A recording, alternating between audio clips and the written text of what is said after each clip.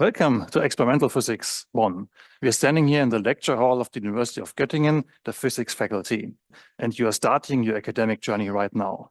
As I have seen, there are 250 students involved in this course who are jumping headfirst into the beautiful topics of mechanics and thermodynamics. When you are sitting here, you are either a future physics teacher or you are a physics major student.